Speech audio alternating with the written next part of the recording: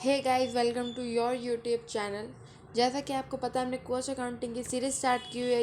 ये पार्ट 4 है। Part 3 upload हो चुके हैं। पार्ट 1, पार्ट 2, पार्ट 3 अपलोड हो चुके हैं और ये पार्ट 4 है।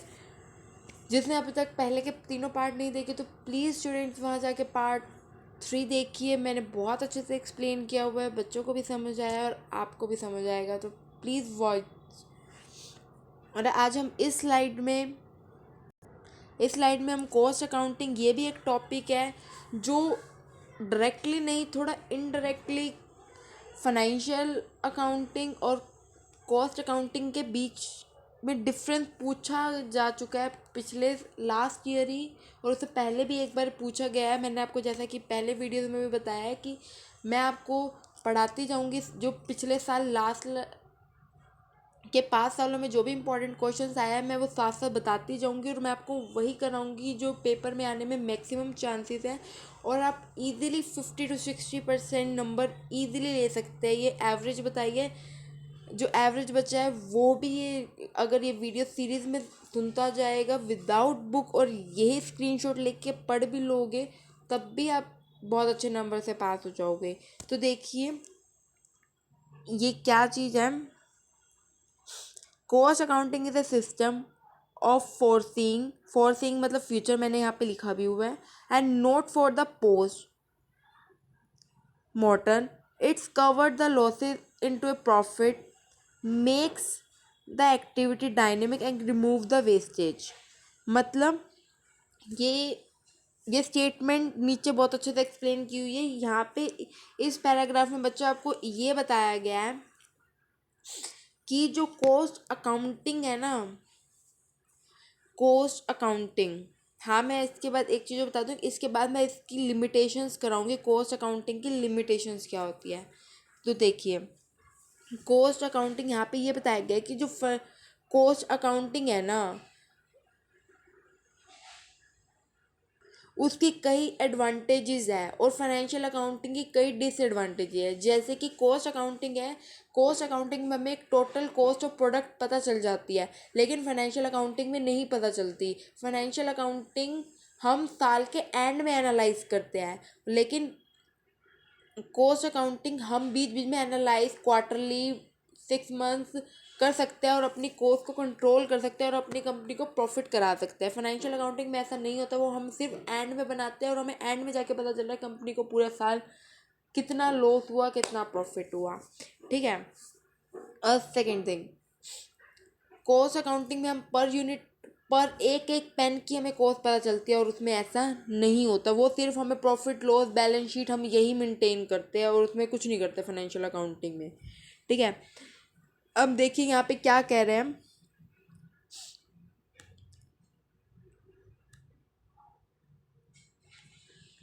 Above statement reflects the limitation of financial accounting and advantage of cost accounting. above जो स्टेटमेंट है ना, जो ये सॉरी जो अबव ये स्टेटमेंट है ना, वो सिर्फ फाइनेंशियल अकाउंटिंग की डिसएडवांटेज रिफ्लेक्ट कर रही है, बता रही है, और कॉस्ट अकाउंटिंग की एडवांटेज मैंने अभी आपको बताया। ठीक है। आगे देखिए, post mortems means analysing after the completion of work and to identify the causes of result. क्या कह रहा है ये वही चीज यहाँ से लेकर यहाँ तक आप पढ़ सकते हैं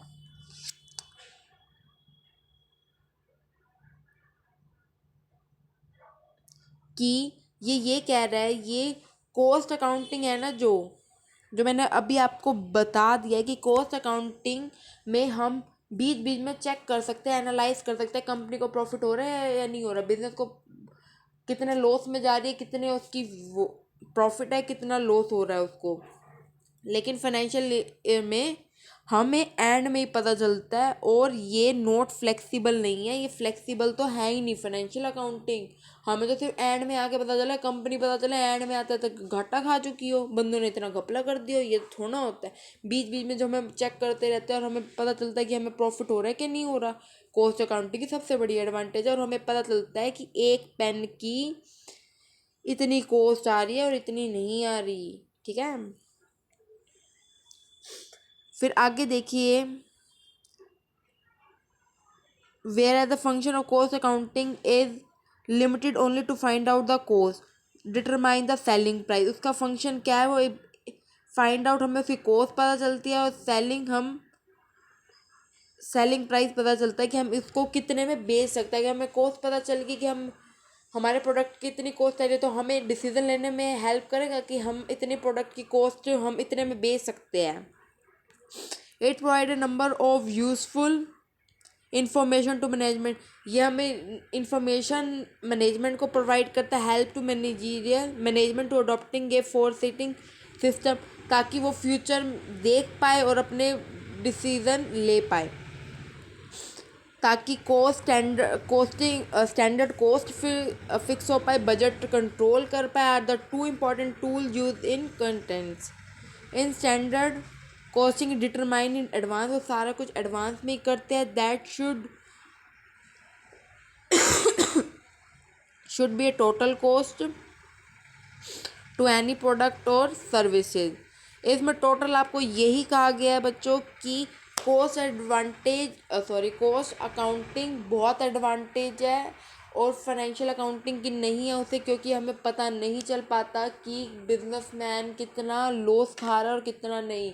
एंड में तो चलो ठीक है पता चल रहा है, लेकिन बीच में अगर हमें पता चल जाता है तो कंपनी को घाटे से बंद होने से तो बच जाएगी, वो कॉस्ट कंट्रोल कर लेगी, अपना प्रॉफिट ना कमाए तो लॉस भी तो नहीं कमाएगी। अगर कंट्रोल उसको बीच में पता चल रहा है वो अपने प्रॉफिट कमा लेगी थोड़ा, तो लॉस को कम कर लेगी।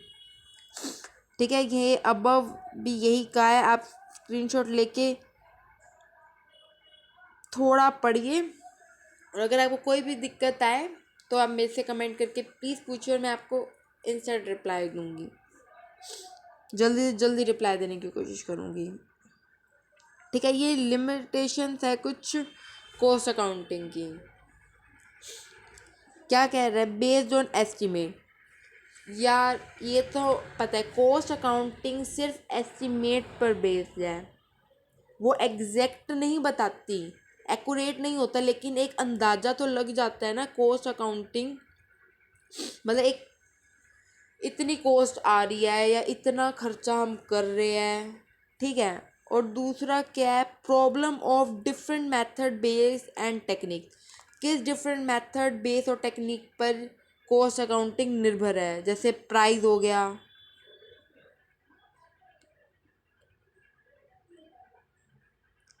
प्राइस किस पे इशू हो रहा है, रेम्यूनरेशन लेबर को कितनी दी है, क्लासीफायर क्या है, ओवरहेड क्या है, स्टैंडर्ड ऑफ कॉस्टिंग कितनी हमने किया है, डेप्रिसिएशन कितना चार्ज कर रहे हैं, तो ये सब। ठीक है, non inclusion of certain item, वो कई चीज़ों का ना इंक्लूड नहीं करता। ये पढ़ के देखते हैं, non inclusion of certain item expenses income are not recorded, कुछ एक्सपेंसेस और इनकम इसमें रिकॉर्ड नहीं होते in this system while including in financial system. कुछ इनकम और एक्सपेंसेस यहाँ पे रिकॉर्ड नहीं होते, वो फाइनेंशियल सिस्टम में ही रिकॉर्ड होते हैं, मतलब फाइनेंशियल अकाउंटिंग में ही रिकॉर्ड होते हैं, वो यहाँ पे रिकॉर्ड नहीं होते। और क्या कहते हैं, no application on trading concern, यहाँ पे कोई एप्लीकेशन नहीं होती किस पे, ट्रेडिंग पे। ट्रेडिंग मतलब जो खरीदते हैं, ये सिर्फ पता है आपको कॉस्ट अकाउंटिंग किस लिए है, सिर्फ मैन्युफैक्चर जो कंपनी बनाते हैं ना चीज़ें, वो सिर्फ वही कॉस्ट अकाउंटिंग मेंटेन करते हैं वो, और बाकी जो है वो ट्रेडिंग कंसर्न होते हैं, जो ये कॉस्ट अकाउंटिंग बनाते हैं, सॉरी गलत बोल दिया, मैन्युफैक्चरिंग होते हैं जो कॉस्ट अकाउंटिंग अडॉप्ट करते हैं, और ट्रेडिंग होते हैं वो फाइनेंशियल अकाउंटिंग अडॉप्ट करते हैं। ठीक है, प्रॉब्लम ऑफ मैनेजीरियल कॉस्ट, इसमें ना बहुत बड़ी प्रॉब्लम आती है। मैनेजीरियल कॉस्टिंग को टेक्निक बेस्ड होता है, क्योंकि वेरिएबल होता है, फिक्स्ड होता है, तो ये फिक्स कॉस्ट को एक्सक्लूड करते हैं, वेरिएबल को कंसीडर करते हैं। ओके बच्चों, आई होप सो आपको मेरे पढ़ाना बहुत अच्छा लगा हो, और ये लिमिटेशन, और सेकंड थिंग ये लिमिटेशन पूछी गई है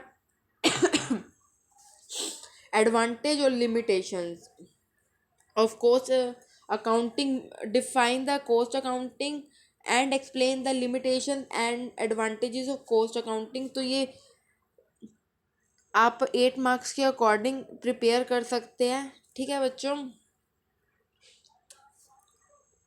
अगर आपको अच्छी लगी तो वीडियो प्लीज़ मेरे चैनल को सब्सक्राइब कीजिए और लाइक कीजिए और कमेंट करके बताइए आपको कैसा लगा।